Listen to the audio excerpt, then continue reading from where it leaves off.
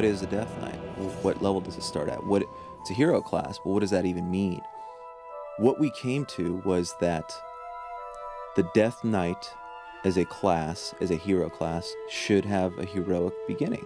We're building a whole starting area for the Death Knight that explains his purpose in the world and sort of where he came from and how he got out from under the Lich King's grasp and really introduce him to the world naturally. The reason for Death Knights starting in Eastern Plaguelands is tied to their origin, right? Death Knights in the War III era were created by the Undead Scourge, mortal heroes, whether they were knights or paladins. They weren't expressly all paladins. There's some precedent for, non-paladin heroes becoming Death Knights as well.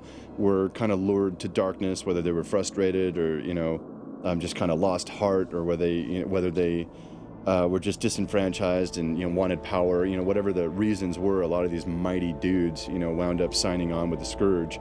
The Lich King granted them, unique weapons and powers to pretty much be his generals. We're kind of explaining, whatever happened with Tyr's Hand, because there's a lot of story there that we didn't get into quest-wise. And so now we're starting to get back into that and explain how exactly things happened there and how it moved forward. Right away, they are told, they are shown, they're given the directive, you are evil, you are going to go do evil things. Your master commands it. Arthas. Arthas is kind of the, unique example of Death Knights. He was the first. He has Frostmourne, set a precedent for the rune weapons for the class, and ultimately he just kind of, grew darker and darker and graduated, became the first Death Knight, and so I think there are many other mortals that followed in his wake. The quest will illustrate not only, what you can do and what your role is in the world, but it will also begin to tell the story of how you get free. We bring Tyrion Fordring into it and a lot of the badass paladin characters that are still alive in the setting. And they actually, there's an altercation at Light's Hope Chapel. Big battle, Mograine, the player, Death Knight forces come up. Light's Hope, we have the Argent Dawn that comes up, and there we have a battlefield situation. And out of nowhere, Tyrion Fordring rides up with his knights. And so between Mograine and Tyrion, we have a huge confrontation in the player. And so we start them out in all-out war. But ultimately, there's a reason Light's Hope is where it is, and there's a reason the Scourge has never been able to take it. And it pretty much tells the story of the birth of this new order, right, called the Knights of the Ebon Blade, and sets up, your new headquarters and why you guys are a new thing in the world, right? Like, you might be dead and, grim, right? But damn it, you're going to take it out on the Lich King, right, for what he's done to you.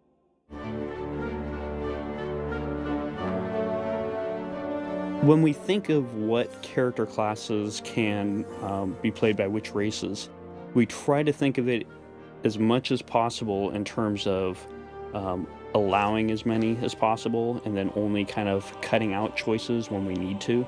Gnome Death Knights. In fact, in the Friends and Family Alpha, I made the first Death Knight, and it was a gnome. Even gnomes. I mean, there's something cool to be said about Gnome Death Knights, sort of the I don't know, irony almost.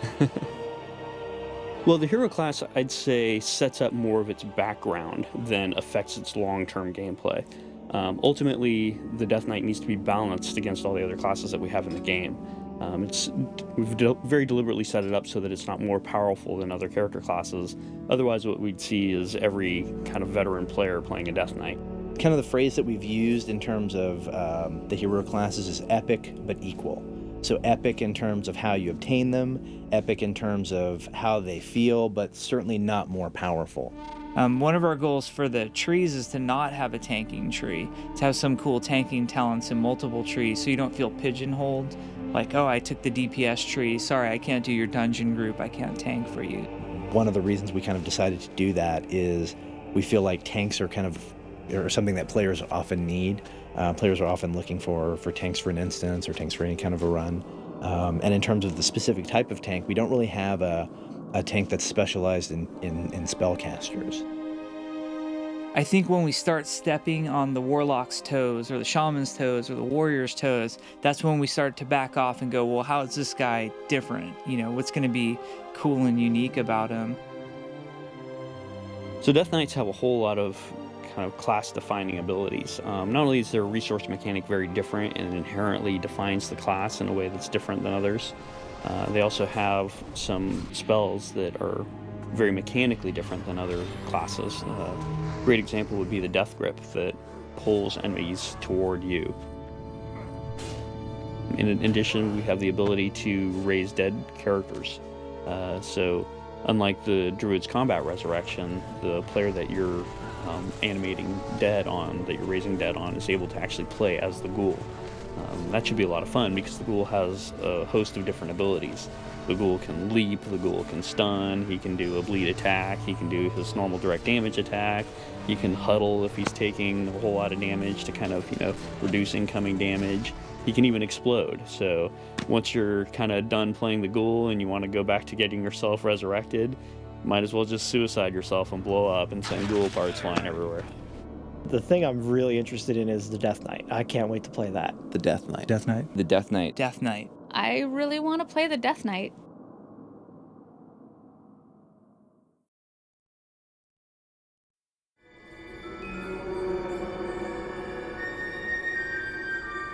We've been looking forward to getting to Northrend ever since we were making the original game. When we made Outland, which was something that we were equally excited about, we were kind of testing the boundaries of, just how far can we push things conceptually. And I think, Adrani flying a spaceship and crashing it down onto Azeroth was probably as far as we can push it for the time being. There's something really cool about Lich King now where we're getting back to terrestrial Azeroth, and there's normal trees and mountains and snow and, things that are much more familiar to most players, right, in terms of, pop fantasy or, even the Warcraft they've known.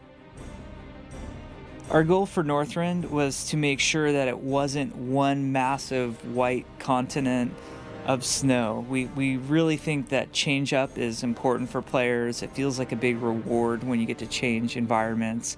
And I think that we struck a pretty good balance where as you progressed north throughout the continent, it got colder and snowier. And by the time you actually hit the two northernmost zones, Ice Crown and Storm Peaks, we just blast you with the stuff. And it's really icy, and you're up really high, and there's snow and wind and, evil everywhere.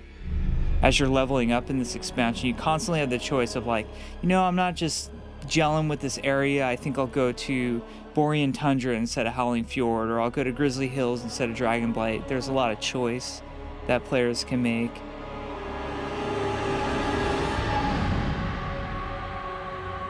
Working with concepts is very important. Our game is very painterly looking anyway.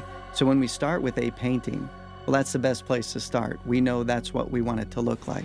And what we can get from a concept piece is our colors. We can color pick our fog, our ground, our trees.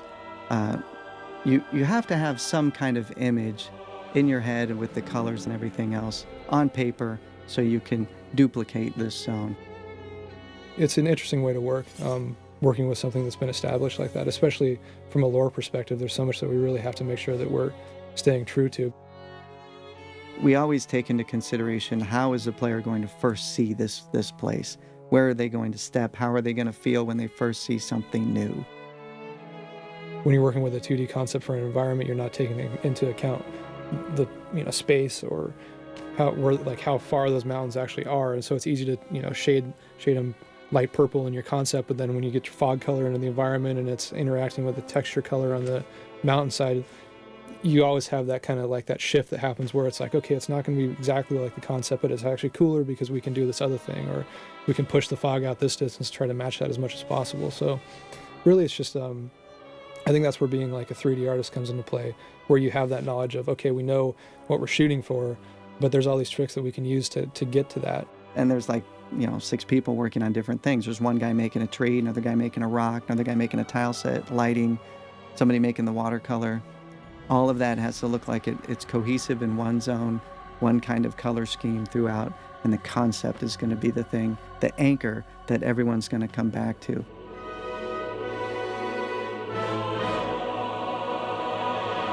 Moving Dalaran to Northrend popped pretty quickly, and it just felt immediately that oh, that's exactly what we should do with it. And the idea was that in Warcraft 3, The undead scourge rolled in and pretty much wiped everybody out, or came close to wiping everybody out. The wizards saved their city. So they decided, okay, we need to move this to a safer location. What's safe from ground attack? Air. So they start working on a massive, powerful spell, all of them, to rip Dalaran out of the ground and teleport it all the way over to float above Northrend. You know, the thing that's also really neat from a player perspective is Dalaran's been covered by the bubble since we launched World of Warcraft, to see what happens when that bubble pops off and see what is left, and the idea that the mages of Kirin Tor have kind of lifted the city up and actually moved it to another continent is pretty badass. Can I say that? Okay. It's also got a really cool sewer section underneath it, and it's something that I've always regretted us not having in any of our cities. It's just like such a staple of fantasy lore and cities, to have like these little sewers going under a city. And we wanted to do something to give the city a little bit more of a layered feel, because when it came up and moved, there's a huge section of rock that's still attached to the bottom of it. And so a lot of people saw that and thought, you know, was there even a sewer under Dalaran? Because it was a magical city, and, you know, but they would have infrastructure just like any other city would. But we also thought it would be a cool place to do the things that we can't do up on the normal city streets. Something we've seen, you know, a lot is that a lot of players like to duel while they're kind of sitting around in the city doing things like the auction house, etc. So we've built in an arena into Dalaran where players can actually go and duel each other within the city.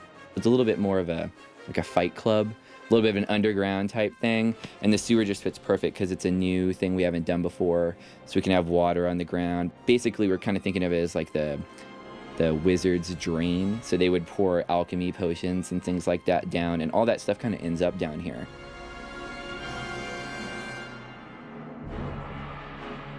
How we expect players to progress is that they're going to do 5-person dungeons on their way up. When they get to maximum level, they'll probably do 5-person max level dungeons for a little while before segueing into heroic. Once they're doing heroic, they're going to be gearing up to do Naxxramas, which is our first tier of rating. At Naxxramas, they can make a choice of going the 10-person route or the 25-person route, or if they want to, they can do both. They're on separate lockouts. You know, more people are going to be able to experience the higher end raids now, since, you know, you can do them as a 10-man as well as a 25-man. They won't be getting as good of loot, but they'll still be getting the exact same experience as far as, you know, from a gameplay standpoint and experiencing the lore. Something with Burning Crusade was a lot of the dungeons they were cool in and of themselves, but they didn't really tie in very closely to the outdoor world and the stories that were taking place. So we're working with the quest team a whole lot more. We would rather you quest through a whole zone for, you know, weeks, it depends on the player, weeks, days, but they would quest through the whole zone, and then their final kind of big conclusion is to get to do a dungeon. And then have that dungeon actually make sense and play into all the quest lines they've done before. We're also trying to do some great scripted boss encounters and do some early on, so players who aren't max level get a chance to get a taste of what it's like, and hopefully it kind of incentivizes them to progress on to the more difficult stuff. The Nexus was a lot of fun to build because it was just so far out, right? And this big, you know, beam of magic kind of shooting up the center, kind of the focus point for all arcane magic on Azeroth. You know, blue dragons flying around it all day long. I think the final solution for it turned out really, really good, and the interior guys just blew our minds. I mean, it just feels unlike any space we've built so far. It was just really fun to conceptualize. It was one of those concepts where it wasn't defined by like a specific building or an architectural set. The inside is, but, you know, it's just rings floating in the sky, and, you know, with, like, you know, trees growing on top of them. And they'll actually allow players to adventure on those individual rings and then fly to the other rings. So it's a really neat idea for a dungeon, for something we've never really done in World of Warcraft, is let players use their flying mounts in an actual dungeon setting. We built a whole separate subzone called the Koldara. It's a little island that floats off the coast of Borean there. And that whole specific area was built just for that instance. And so when players get there, they're going to quest a little bit around it. They'll find out what's going on, and then they'll be sent in to investigate.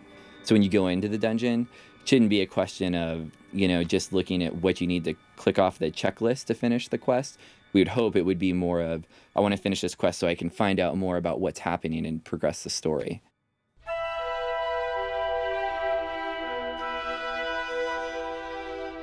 We've introduced a new race that is based off a walrus type race called the Tuskarr. They're from Warcraft 3, The Frozen Throne. They're kind of a nomadic race of traveling fisher people, kind of like based off Inuit or Eskimo type tribes. They're based off a sketch that Sam Didier did, and it's just so cool now just to see how they came out, how the model came off, how they're animated, and their little snow caps, and just all the little goofy affects of their culture kit has really turned out. All right, here's a Tuskarr and here's Wilford Brimley, and mix the two together, and that's your base, your base culture, and now run with it and see what you can come up with. And the character team, whether it's weapons or outfits, just did an outstanding job of like filling that out and making it real. The big challenge with the Tuskarr was always locating them on the coast. We always wanted them to be at water, and almost always at ocean. If you ever find them away from the ocean, it might be at a lake. Or it might be because they're under great duress, and there'll be a story behind that in the game. The Vrykul are kind of the big new kit for me that, I just get such a kick out of them. A big Viking fan, right? Big mighty Thor fan. So having half giant Viking warlords creeping across the countryside is very rewarding from an artistic standpoint.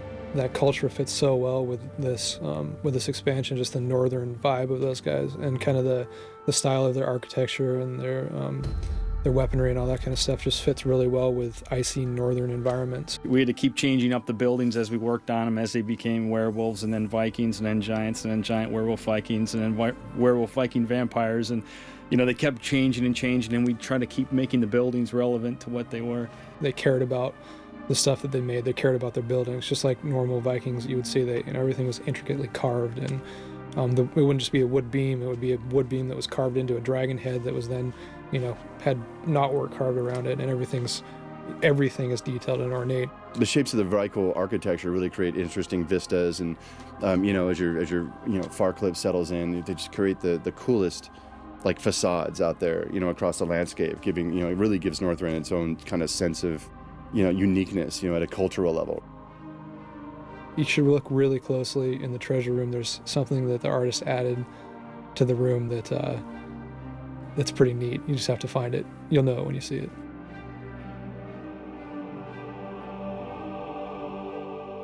Arthas is extremely powerful, and the way that he is powerful is that he, as the Lich King, was given certain powers over undeath, really, really amazingly strong powers. We have never specified where those powers came from. I mean, they had to come from somewhere. Certainly Ner'zhul, the original orc. Yeah, he was a shaman, and we found that he was a powerful shaman. And even after he, really annoyed the elements by hanging out with demons, and he could still have visions, and then he found a way to, as is mentioned in Beyond the Dark Portal, he found a way to force the elements to yield to his will. And you see this by his extremely violent, twisted form of shamanic magic. It's no longer, winds, help me, reach my destination by filling my sail. It's, winds, lash that baby with the sand till the flesh is scoured from his bones, kind of thing. So that's definitely some interesting shamanic magic, but it has nothing to do with undeath, right? Shaman in general, we don't see that whole undead connection. So clearly when Kil'jaeden converted Ner'zhul's spirit into the Lich King, it wasn't just some kind of, I'm freeing you from all of your affection and all of this sentiment you used to have as an orc. You won't care about the orcs anymore, or, oh, those mean old humans. You'll pretty much want to kill everything and raise it into undeath. He also hooked Ner'zhul up some way, and we're going to have to go into that and figure out what empowers the Lich King and how to put a stop to that empowerment. We really wanted to put the Lich King, or Arthas, a lot more in your face, right? As you're questing through, even actually the low-level zones, you'll actually meet Arthas a few times. He's this guy who at one time was poised to be the next epic hero of the Alliance, and really made some bad decisions along the way. He was pretty much a mass murderer, Culling poor Strathholm villagers. Oh, poor guys. They probably were expecting rescue. Not so much. He has so much baggage with him, and he's such a bad guy at the end of the day. You know, he killed his father in that dramatic Warcraft 3 cinematic. It's just fun to work with a character that so many people have such a strong emotional response to right away.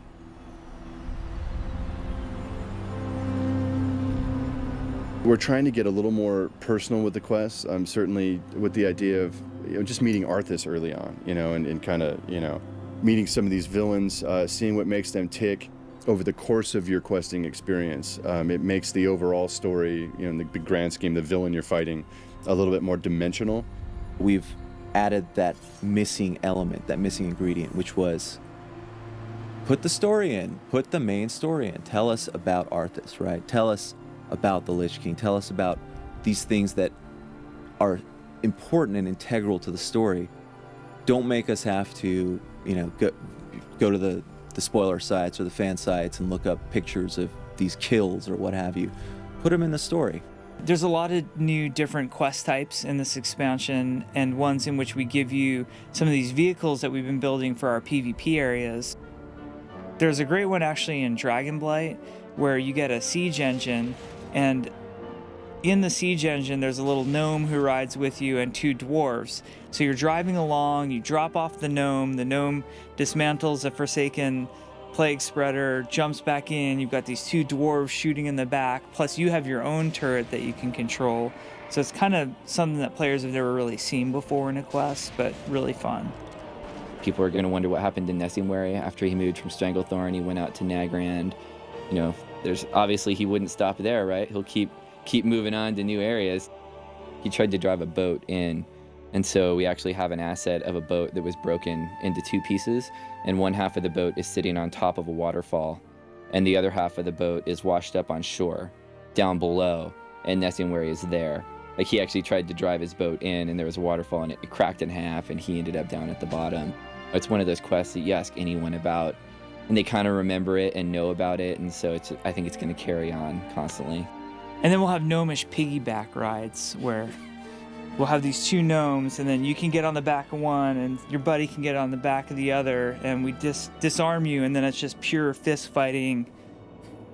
I got to get that idea by Metzen, but maybe the first patch.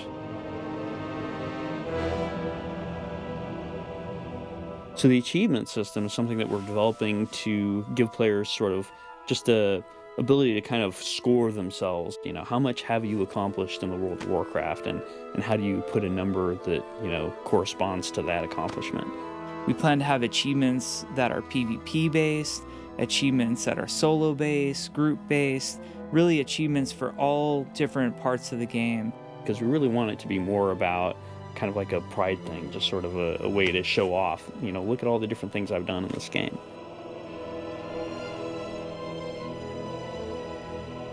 It's hard to quantify the creative process on this stuff. We have a giant team, all sorts of artists and designers, and everybody's super passionate, and we all consume pop culture, right? We're all geeks of varying stripes, and at the end of the day, we're all poring over the latest films or comics or novels and TV shows, and we're tripping out every Monday. We come in. Did you see Galactica last weekend? And just tripping out on just all the ideas that constantly flow out. We tried to create something that was much more stylized as compared to photorealistic. That's something that we feel gives it a more timeless appeal, right? Because if we had tried to create something that was very photorealistic, the visuals would look very outdated by now. I'm huge on the celebrity gossip, and I know it's a weakness. I don't tell anybody this, and you should probably cut it out. But yeah, I keep up on that stuff. It's like more than actual news, and it's bad. But so that's how sometimes things like Paris Pilton come to be. One of my favorite creatures is a giant that you'll need to look at the bottom of his foot as he walks. He's about the size of a Fell Reaver from Burning Crusade, and under his foot as he walks, he's got a little gnome skeleton from where he's crushed a gnome to death. Really, I hope players just have their own adventure and explore everything. I think there's so many elements. If you're the type that likes getting on your mount and riding off into the mountains to see what little thing we might have put up there to discover, that's awesome. Or go up to Dalaran and check out each little nook and cranny of the city and see why we put things where and see what surprises there might be in all the little areas. So I just hope players have a good time taking it all in.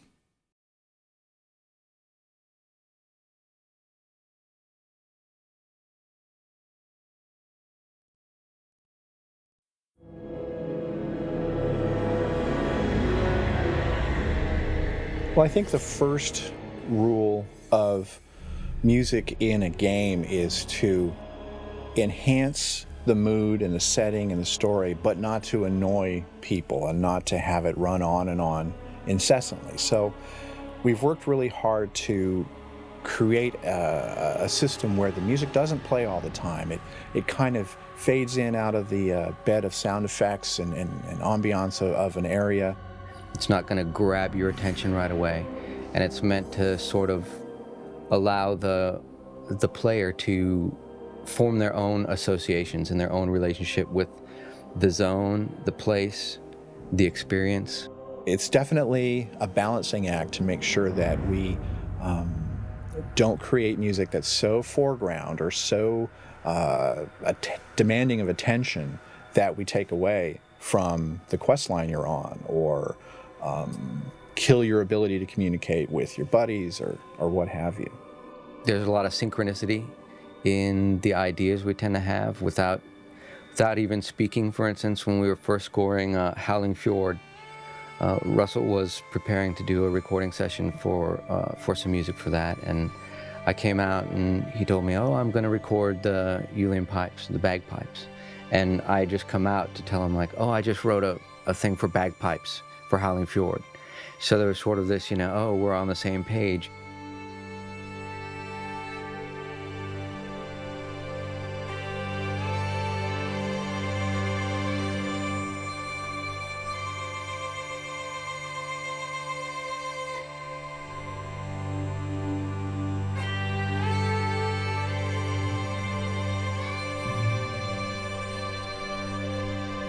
Throughout in Dragonblight, in Borean Tundra, and many other places you find the Scourge, so you'll hear quite a bit of prepared piano. And that's where you often take the lid off the piano and play the strings directly with your fingers or with bits of wood, or you pluck them or you strike the strings. We didn't destroy any pianos in the process, but the idea was to get the sounds of harsh, cold, severe conditions and use that as a musical device.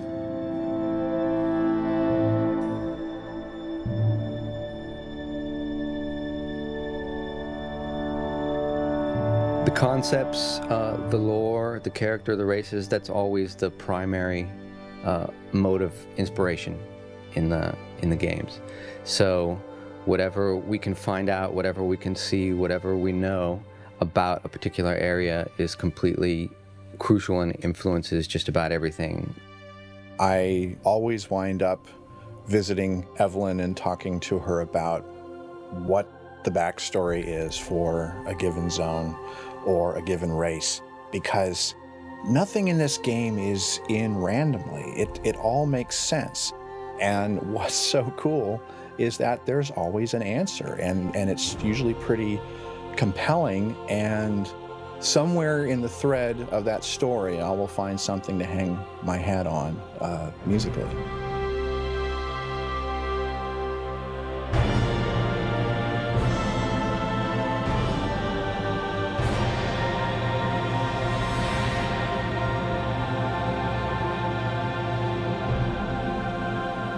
We took some music from the outro of War 3X and we set words to it which express his coronation ceremony.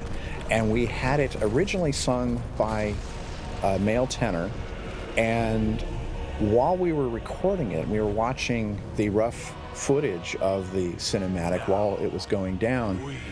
I think it hit three of us at once. What if a boy alto sang it and juxtapose this kind of innocent voice singing about the coronation against these really strong visuals of Arthas after, you know, a lot of bad stuff has happened.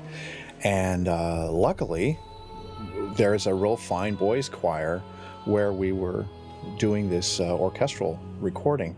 And so the next day we were able to have a young man come in and record this part, and as it turned out, he didn't play video games, but he was excited nonetheless, and he had a good time, and we gave him an autographed copy of his score that he sang to, and he was a real pro. He walked in, spent about 15 minutes learning the part, and nailed it.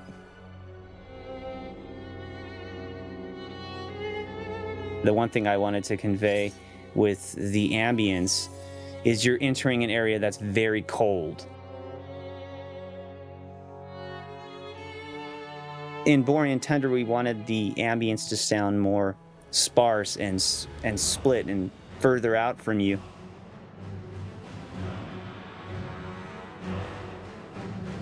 It depending on where you're at, you know, the vibe is going to change dramatically, but the way that we are able to keep them blending is constantly bringing back an evil element in each of the ambient tracks.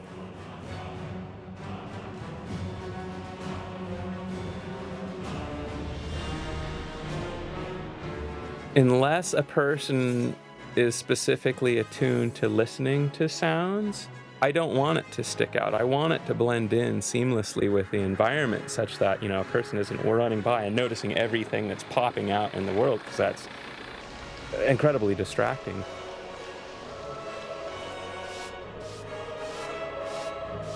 Different races have different accents, different creatures. We'll try to switch it up. We want them to sound different, you know. And then the actors bring so much, just having a variety of different actors who come in and have these fantastic voices. Let it be finished! Let it be finished! Let it be finished!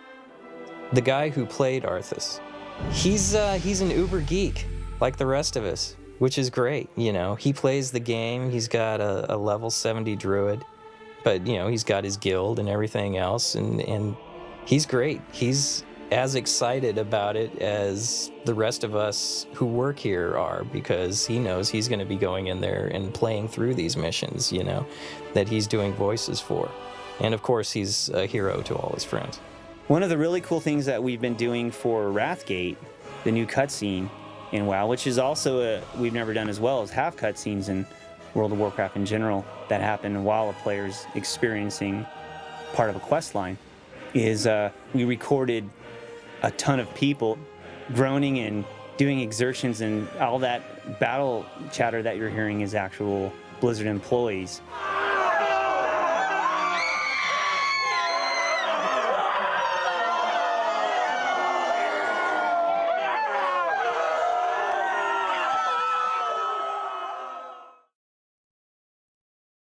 DVD and video production, what we do is we do all the trailers for the games and the collector's edition DVDs, and we also do all the presentation video for trade shows and things like that. In our department, the journey to creating a piece in-game usually comes when we're given an assignment from the World of Warcraft development team. They'll usually come up with an idea or have a patch that's coming up, and they'll want us to exhibit some of the new cool stuff coming down the pipe. So the team as a whole will go in, anyone assigned to this project, generally the whole team will go in and go, okay, what's cool about this? The stories are already in-game. Everywhere you go, World of Warcraft is a living, breathing world, and at every turn you take, there's a story behind the NPC that's the lonely beggar in Stormwind Streets, or the orphan in Orgrimmar. They all have stories, and just like a filmmaker in the real world will walk out into his world and see all the stories he wants to tell, for us it's walking into this living, breathing World of Warcraft. My favorite is to grab the stories that aren't completely apparent to players, like, you know, like Lament of the Highborn. Not everyone knew the backstory of Sylvanas. Not everybody played through the Warcraft series. Players spend hours upon hours every day playing this character, getting attached to it. We show them a world they understand and they can empathize with. They've been involved in it as much as we have. One of the things that's nice about video games is that it is so choreographable. The trailers are using animation that we know we have. We know we have the sets. We know what our capabilities of camera movements are. So with those parameters in the back of my head, it's easier to know how to design a shot. My personal philosophy is keep it as close to the game as possible. Just utilizing that and utilizing what you have rather than trying to go big and new, keep it simple. Being an employee for Blizzard is actually really cool because it's a lot like what I'm used to. It's a lot of the acting, behind the scenes kind of stuff. Like, it's not like your normal corporation where, you come to work, you clock in, the daily doldrums, so to say. It's very, it's very personal. It's very in your face. I think that everyone in the DVD video production department are very different, and we all bring very different skill sets to the table. It's worked out great because we were able to get the Burning Crusade DVD out. We were able to do things like the Black Temple trailer. We were able to do things like the Zerg reveal trailer. We grow as the industry grows, and that's a lot of fun. And I think everything's culminated into this one point where now we're working on this project for the Wrathgate.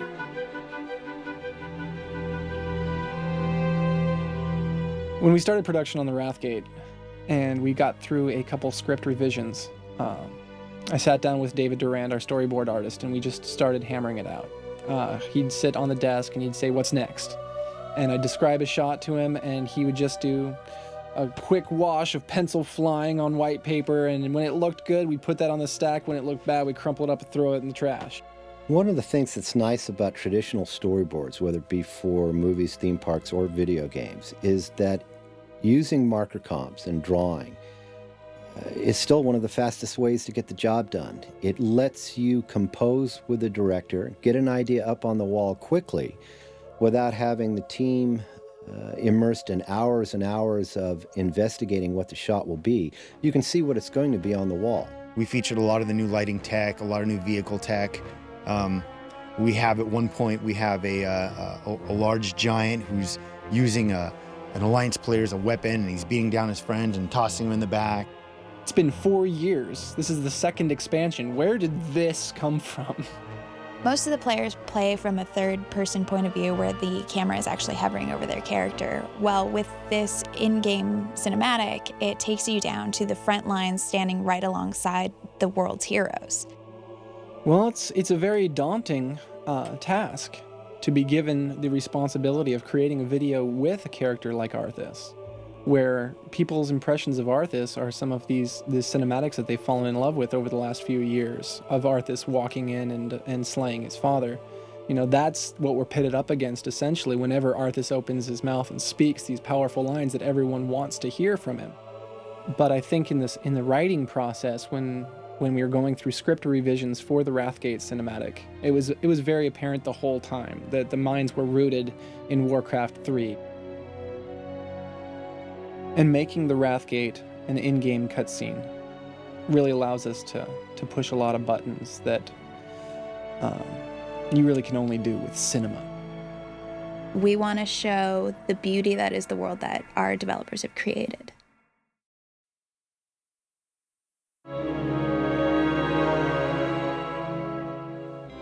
Hi, I'm Jeff Chamberlain. I'm the director for the cinematic for Wrath of the Lich King.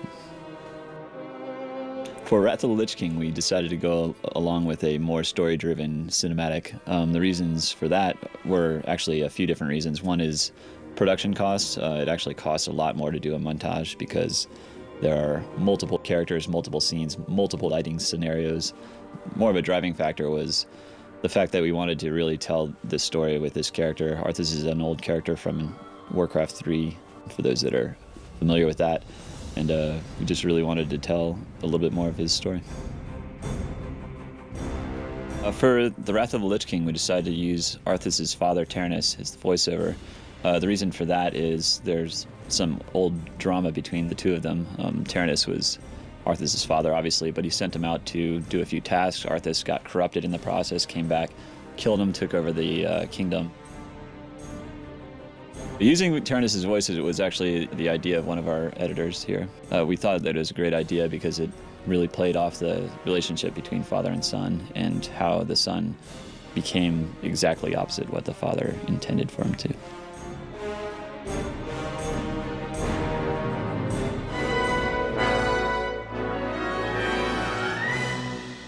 The Arthas model from Warcraft 3 was very basic. I think that was about 5 years ago. So we opened it up and took a look at it and realized that technology has improved quite a bit over time.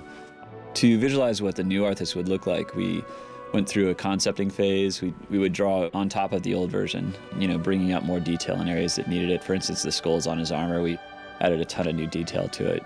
And we added layers to his armor, layers of leather and different layers of plate that weren't there previously, all the while trying to maintain that general Arthas vibe that's always been there.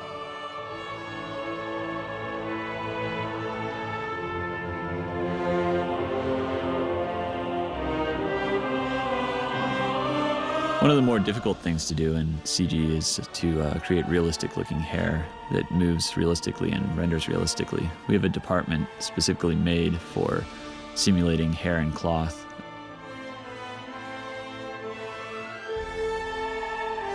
Generally what they'll do is they'll make a small patch of hair that represents what we're aiming for and make that work properly. And then they'll apply that to the larger model and make sure that it flows in the wind properly, renders properly. Eventually they'll put that hair into the shot and simulate it using computer calculations rather than hand animation to make it flow through the wind properly.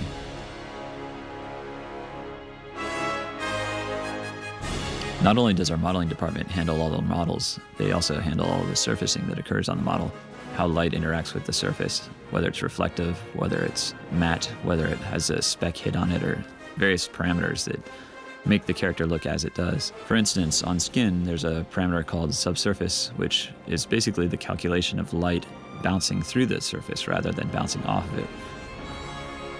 Another challenge with Arthas and his sword Frostmourne is the metallic nature of it.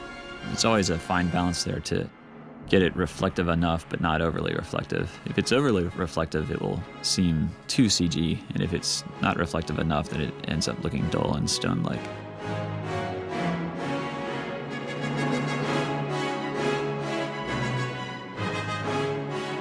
Seeing as how we're in Southern California, we don't have a lot of snow reference. As a result, we purchased 8 gallons of fake snow and pushed it around and took photos of it and filmed it just to get ideas on how it would react with light. It wasn't exactly perfect since it's not real snow. We went to places like Mammoth or Alaska and took photos and filmed reference. We then used that as a basis to create movement of snow falling from the sky, for instance, or being blown in the wind, or how it diffuses light as light passes through it. There's really no better reference than real life. We spent a lot of time on how wind affected it and how it fell, and it really changes per shot based on the mood of the shot. In the early part of the show, it's a lot calmer, and toward the end when things really pick up, we get it a lot stormier.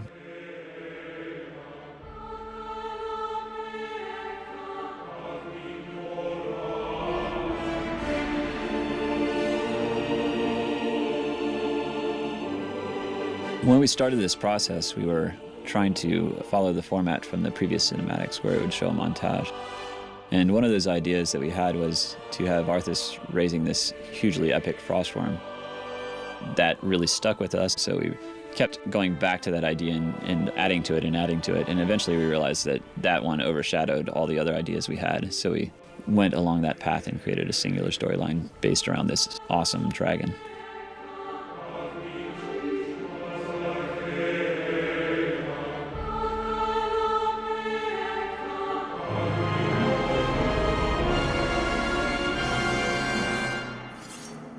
My name is Aaron Chan, and I'm the lead animator for World of Warcraft, Wrath of the Lich King. On this project, we had 2 animators full-time. It allowed each animator to stay consistent with the character and really explore what each character is thinking. We didn't use any motion capture for for the characters in this project. Everything was hand animated. As for animating Arthas, we just found as we went along and explored different ideas with him, it was best if we kept his movements very, very simple and subtle and deliberate. It really helped sell that he was a character with a lot of intent and focus. To sell the Frostworm's scale and size in the cinematic, we really tried to slow her movements down a lot and keep them linear. We don't really have anything to reference from in the real world, so we looked at a lot of birds and dinosaur movies and things from real life like Komodo dragons and studied the way they walk.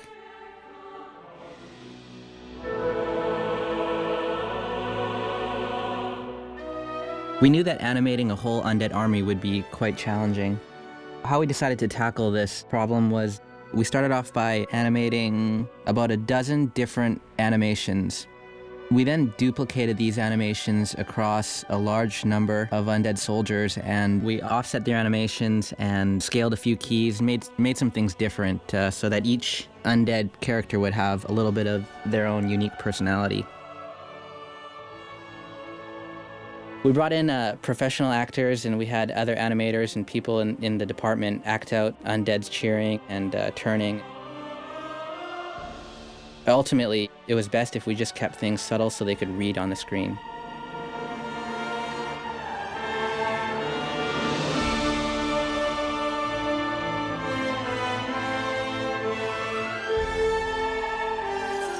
My name is Xinshan. I'm the lead finisher for the World of Warcraft, the Wrath of Lich King.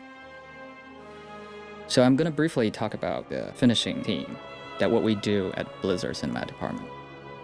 So in short, we're directly responsible for assemble all the assets from all different departments. For example, animations, models, effects. Our responsibility is to put all these things together, do what it takes to balance it, to make it artistically very intriguing to watch. Through lighting, through compositing, through all different techniques, and eventually becomes the final frames that we delivered to the audience.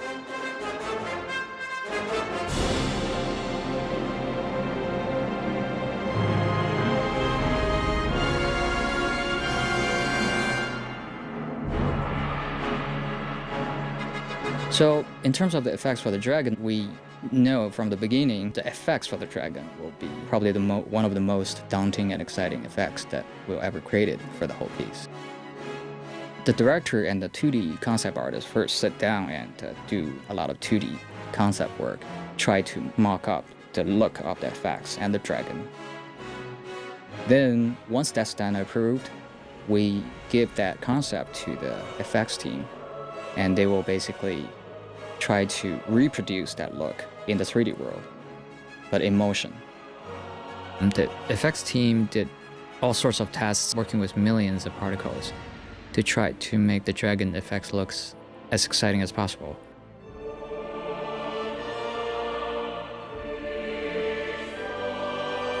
For this cinematic, we do use a lot of matte paintings for the background stuff. The reason for that is basically due to the limited time and human resource we have, and the scale and the complexity of the whole 3D set. Practically, it's almost impossible to really build the whole set to the level of details we require here. Instead, what we do is we build a rough 3D set. We call it proxy environment models. And then we do 3D projections. It's based on the force perspective, optical illusion that human eyes have. The limitation for that is it only works from a specific camera angle.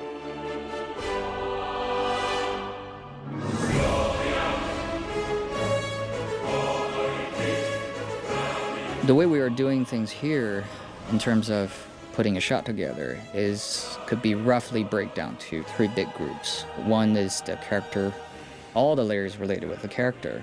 That's one group. And then there will be environment, any matte paintings or 3D set pieces, and also the effects group, which include anything effects related, obviously, hairs, furs, breath, smokes, anything you can think of, particle effects, snows. Well, each of those groups usually contains many different layers. For example, the character group includes the different layers to allow us to have total control over the look of the character. So hopefully that gives you some insight on how we do things here at Blizzard Cinematics. It's a great deal of fun and hard work to get this on the screen. We all enjoy it very much and hope that everyone enjoys watching it as well.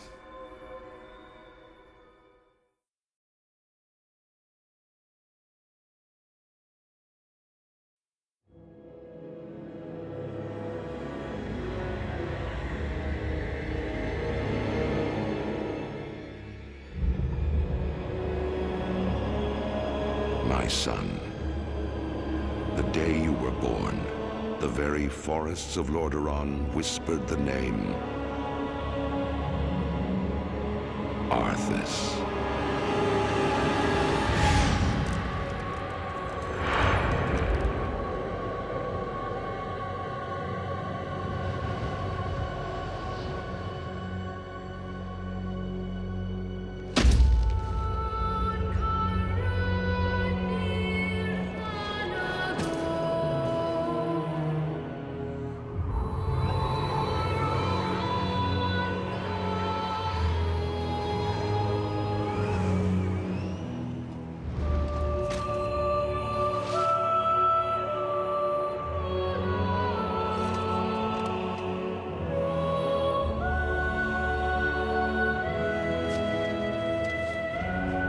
Child,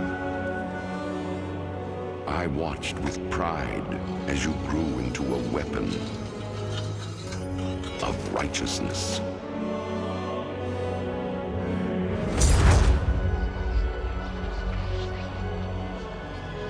Remember, our line has always ruled with wisdom and strength.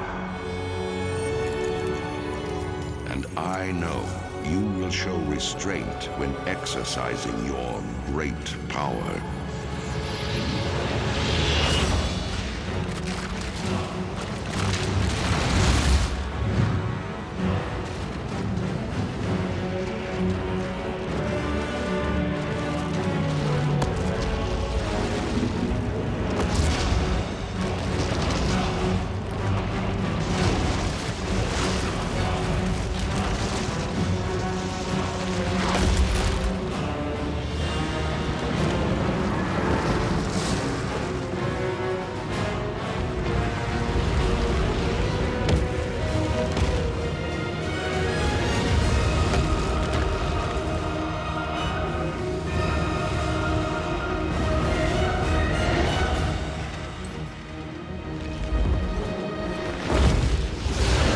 Truest victory, my son, is stirring the hearts of your people.